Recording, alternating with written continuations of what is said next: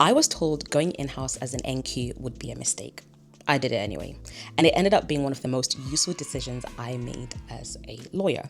Now, I trained at a Magic Circle law firm and went in-house straight away as an NQ. Like most junior lawyers, the path I was expected to follow was pretty clear.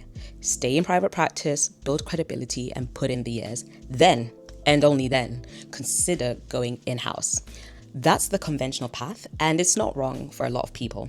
It works. But when I qualified, I went straight into a startup inside HSBC, and the feedback was, let's say, mixed. You won't develop the same technical skills. It will be hard for you to go back to private practice. You won't have a lot of options and you're limiting them.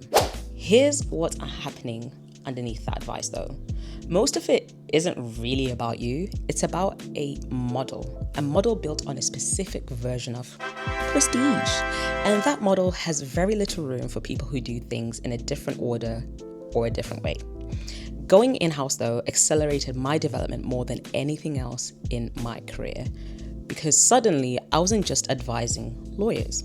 I was advising marketers, product teams, engineers, senior leadership, engaging with key stakeholders that I normally wouldn't get to do in a law firm. I learned how businesses actually make decisions.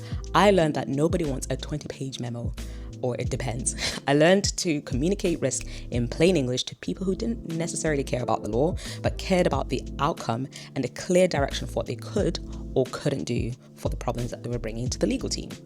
I learned that most stakeholders want three things. What's the risks? What are the options? What do you recommend? That's it. No long preamble. Not a memo, not caveats, but how to be a trusted pair of hands and not a blocker.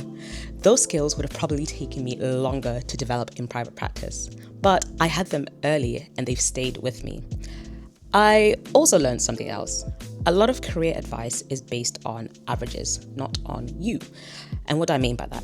Well, the conventional route is conventional because it works for many people, not because it's right for everyone. Now, did I go back to private practice at one point and realize very quickly it wasn't for me? Yes, but that's a story for another day. But here's what Emma's recent post about in-house careers reminded me of, and the work she's doing with the platform she's recently launched called In-House Co. is this. A lot of the so-called advice junior lawyers receive isn't really advice. It's convention and maybe a lack of imagination on what a modern career looks like.